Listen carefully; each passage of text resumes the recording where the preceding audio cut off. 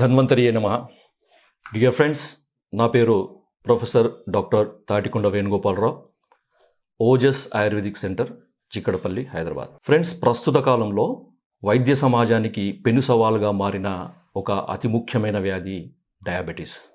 ఇలాంటి డయాబెటీస్ భవిష్యత్తులో రాబోతుందా లేదా, ఎవరికి వస్తుంది అనేది తెలుసుకోవడానికి ఏవైనా మార్గాలు ఉన్నాయా, ఎలాంటి లక్షణాలు ఉంటే ఈ డయాబెటీస్ వస్తుందని మనం తెలుసుకోవచ్చు అనేది ఆయుర్వేదంలో కేవలం, నేను చెప్తున్నానండి, నిజంగా ఆయుర్వేదం ఎంత గొప్పది అంటే, ఒక వ్యాధి రాబోయే ముందు అది వస్తుందా లేదా తెలుసుకోవడానికి కొన్ని లక్షణాల ద్వారా మనం తెలుసుకోవచ్చు అన్నమాట.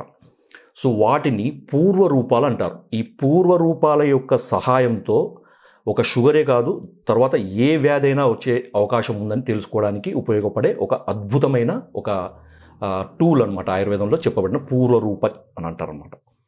జాగ్రత్తగా ఉండడము, తర్వాత దానికి తగ్గట్టు చికిత్సలు తీసుకోవడము, ఆహారం పద్ధతిలో మార్పు, జీవనశైలిలో మార్పు కనుక చేసుకుంటే భవిష్యత్తులో రాబోయే షుగర్ వ్యాధిని ఖచ్చితంగా ఆపుకోవచ్చు, రాకుండా చేసుకోవచ్చు. దాని నుంచి మనం ప్రొటెక్ట్ కావచ్చు అనమాట. ఖచ్చితమైన లక్షణం అనమాట. సచాపి గమనాత్ స్థానం అంటే నడుస్తున్నప్పుడు నిలబడాలనిపించడము, నిలబడిన తర్వాత కూర్చోవాలనిపించడము, కూర్చున్న తర్వాత పడుకోవాలనిపించడము, పడుకున్న తర్వాత నిద్రపోవాలనిపించడము. చూడండి ఎంత అద్భుతంగా చెప్పాడు. అంటే మనిషిలో మనకి షుగర్ రాబోయే ముందు శరీరంలో రకరకాల మార్పుల వల్ల ఈ లక్షణాలు కనపడతాయి. అంటే ముఖ్యంగా అంటే ఈ లక్షణాలు ఎందువల్ల అంటే, డయాబెటీస్ అనేది అనేక రకాల ధాతువులను, తర్వాత దోషాలను యొక్క వికృతి అన్నమాట. ఆ దోషాల యొక్క వికృతి వల్ల ధాతువులు చెడిపోవడం వల్ల ముఖ్యంగా ఓజో ధాతువు అనేది చెడిపోతుంది అన్నమాట. తద్వారా శరీరంలో విపరీతమైన నీరసం అనమాట, నిస్సత్వ. అందుకని ఏంటంటే కొంతమంది యంగ్ ఏజ్లో ఉన్నవాళ్ళు కూడా, అంటే కొంచెం యవనావస్థలో ఉన్నవాళ్ళు కూడా, అంటే 25 నుంచి 40 ఏళ్ళ మధ్యలో ఉన్న వాళ్ళకు కూడా ఈ లక్షణం కనుక కనపడితే ఖచ్చితంగా తెలుసుకోండి, వాళ్ళకి షుగర్ వస్తుంది. ఖచ్చితంగా ఇది రాసుకోండి. ఇలాంటి వివరణ మనకి ఏ వైద్య శాస్త్రంలో లేదు, కేవలం ఆయుర్వేదంలో మాత్రమే ఉంది. సో ఇది మొట్టమొదటి ముఖ్యమైన లక్షణము. జాగ్రత్తగా గుర్తుపెట్టుకోండి. ఈ లక్షణం కనుక కనపడితే మీకు ఎటువంటి టెస్టులు అవసరం లేదు. ఇది నిజంగా ఒక ముఖ్యమైన లక్షణము. ఇది కనుక ఉంటే మీకు భవిష్యత్తులో మీకు షుగర్ వస్తుందని ఖచ్చితంగా చెప్పవచ్చు.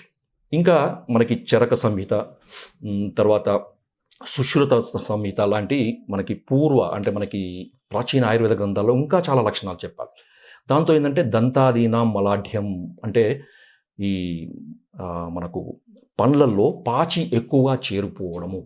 రెండవది కేశాదీనం జటిలీభావం అంటే వెంట్రుకలు అనేవి చిక్కులు ఎక్కువగా పడడం. అంటే ఎంత దువ్వినా కానీ చిక్కులు రాకపోవడం. మీరు రకరకాల షాంపూలు వాడడము, తలస్నానం చేయడం, ఏదో వాడినా ఈ కండిషనర్స్ అవి ఇవి ఏది వాడినా కానీ జుట్టంతా ఏంటంటే ఎండిపోయినట్టు గరుకుగా, పేలవంగా తయారైపోయి, నిర్జీవంగా తయారైపోయి అవి చిక్కులు పడుతుంటారు అన్నమాట. ఎక్కువ చిక్కులు పడుతుంటుంది. ఇది కూడా ఇంకొక లక్షణం. తర్వాత సదా నిద్ర తదా తంద్ర, ఎప్పుడు పడుకోవాలనిపించడము, ఎక్కువగా ఇట్లా నీరసించిపోయి ఏదో కూర్చోవాలనిపించడం, రెస్ట్ తీసుకోవాలనిపించడం. తర్వాత దుర్గంధం అంటే శరీరం నుంచి ఏమవుతుందంటే ఒక రకమైన చెడు వాసన రావడం మొదలవుతుంది అనమాట. ఇంకొకటి శ్వాస అంటే ఆయాసం రావడం. అంటే కొంచెం నడిచినా కానీ, మెట్లెక్కినా కానీ, లేకపోతే కొంచెం పని చేసినా కానీ ఆయాసం రావడం. ఇది కూడా ఒక ముఖ్య లక్షణం. తర్వాత జిహ్వాదాలు గలదంత మలోత్పత్తి అంటే నాలుక మీద పాచి ఎక్కువగా చేయడం, గొంతులో ఎక్కువగా ఏదో తట్టుకున్నట్టుగా, ఏదో పేరుకుపోయినట్టున్నట్టు. తర్వాత ఆ అంగిలి పై భాగంలో, ప్యాలెట్ అంటారు కదా, ఆ పై భాగంలో కూడా ఏదో తట్టుకున్నట్టు, ఏదో లేపం చేసినట్టు, ఏదో అక్కడ పూసినట్లుగా ఉండడం. ఇవన్నీ కూడా ముఖ్య లక్షణాలు. తర్వాత కేశ నక అధిక ఉత్పత్తి అంటే వెంట్రుకలు ఎక్కువగా పెరగడము, తర్వాత గోర్లు ఎక్కువగా పెరగడం. ఇది కూడా ఒక ముఖ్య లక్షణం అండి. ఇవన్నీ గుర్తుంచి పెట్టుకోండి, మీరు రాసుకోండి. తర్వాత అంగదాహము అంటే బాడీలో వేడి ఎక్కువగా ఉన్నప్పుడు, ఏదో జ్వరం వస్తే మనకి బాడీ ఎట్లయితే వేడిగా ఉంటుందో అట్లా ఎప్పుడు వేడిగా ఉన్నట్టు అనిపించడం. తర్వాత అరిపాదాలు, అరిచేతుల్లో కూడా మంటలు రావడం, మంటలాగా అనిపించడము.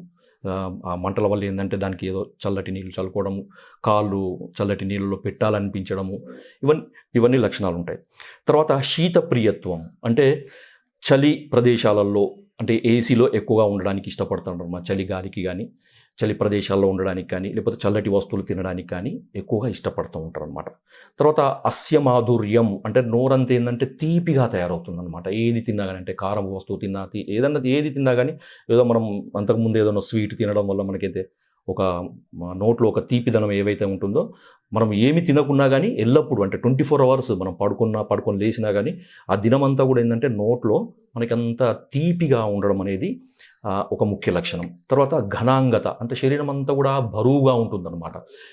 అంటే ఏదో మనకేదో బరువైన మూటలు కానీ లేకపోతే ఏదైనా హెవీ ఆబ్జెక్ట్స్ మనకు తలలో పెట్టినట్టు బాడీలో పెట్టినట్టు లేకపోతే మనకు వేలాడదీస్తే మనం ఏదైతే బరువుగా నడుస్తామో ఆ విధంగా తయారవుతుందన్నమాట. ఘనాంగత అంటారు దీన్ని. అంటే శరీరం ఎప్పుడు కూడా బరువుగా అనిపించడం, వాళ్ళ శరీరం వాళ్ళకే బరువు అనిపిస్తుంది. ఒక అడుగు తీసి అడుగు వేయాలంటే కూడా చాలా కష్టంగా ఉంటుందన్నమాట. తర్వాత మూత్రం నందు చీమలు పట్టడం, ఇది కూడా ఒక లక్షణం. ఒకప్పుడు మనకు ఈ టెస్ట్లన్నీ రానప్పుడు ఏంటంటే ఈ యొక్క టెస్ట్తోని కూడా మనకి షుగర్ వ్యాధి వచ్చిందని తెలుసుకునే వాళ్ళు అనమాట. తర్వాత హృన్నేత్ర జిహ్వ శ్రవణోపదేశేషు, తర్వాత ఇది కూడా మనకి ఇంకొక చరక సంహితలో చెప్పిన లక్షణం ఏంటంటే హృదయం భాగం అంటే మనకి ఛాతీ భాగంలో, తర్వాత కళ్ళు కూడా బరువు ఎక్కినట్టు, కళ్ళలో కూడా ఏదో బరువుగా ఉన్నప్పుడు, కళ్ళు తేలికగా లేనప్పుడు అంటే మనం బ్లింకింగ్ చేసినప్పుడు ఎంత ఈజీగా చేస్తామో అంత ఈజీగా అన్నప్పుడు తర్వాత ఈ ఛాతీలో ఈ తర్వాత ఇదంతా భాగంలో ఏదో బరువుగా ఉన్నట్టు అనిపించడము. తర్వాత ఇవన్నీ కూడా మనకి చెప్పిన లక్షణాలు. డియర్ ఫ్రెండ్స్, ఇవన్నీ లక్షణాలు మీరు ఖచ్చితంగా గమనించండి. వీటిని పూర్వ రూపాలు అంటారు. అయితే ఈ పూర్వ రూపాలలో నేను మొట్టమొదటిసారి చెప్పాను కదా ఒక లక్షణము, అతి ముఖ్యమైన లక్షణము. అది ఏంటంటే గమనాత్ స్థానం అంటే నడుస్తే నించోలనిపించడం. ఈ లక్షణంతో పాటుగా మిగతా లక్షణాలు కూడా అందరిలో ఉండాలని లేదు, కానీ మొదట చెప్పిన లక్షణం మాత్రం అందరిలో ఉంటుంది. నేను చెప్పిన ఈ లక్షణాలన్నీ మీరు రాసుకున్నారు కదా, వాటిల్లో మనకి అన్నీ ఉంటే మాత్రం ఖచ్చితంగా అతి త్వరలో మీకు ఈ సమస్య రాబోతుందని తెలుసుకోవాలి. వీటిలో కొన్ని ఉంటే అంటే ఒక 10లో ఒక 3 నుంచి 4 ఉంటే భవిష్యత్తులో మీకు కొంచెం డీలే అంటే ఒక సంవత్సరం తర్వాతనో లేకపోతే ఇంకొక 6 నెలల తర్వాతనో మీకు ఈ షుగర్ వ్యాధి వస్తుంది. అంటే లక్షణాలు పూర్వరూప లక్షణాలు ఎన్ని ఎక్కువగా ఉంటే అంత త్వరలో మీకు ఈ సమస్య వస్తుందని తెలుసుకోవాలి. తక్కువగా ఉంటే మనకి అంత డీలేగా అంత వ్యవధి తర్వాత మనకి ఈ సమస్య వస్తుందని తెలుసుకోవాలన్నమాట. ప్రీ డయాబెటిక్ అంటారు కదా, మనకు ప్రీ డయాబెటిక్ టెస్ట్ చేస్తారు. ఇప్పుడు టెస్ట్ చేస్తే మాత్రమే తెలుస్తుంది. కొంతమందికి లక్షణాలు అన్నీ కనపడతాయి కాబట్టి వాళ్ళకు షుగర్ ఉందని కూడా తెలియదు. ఈ టెస్టులు చేస్తేనే మనకు షుగర్ ఉంటుందన్న ఒక ఉద్దేశంతో టెస్టులు చేయించుకోరు.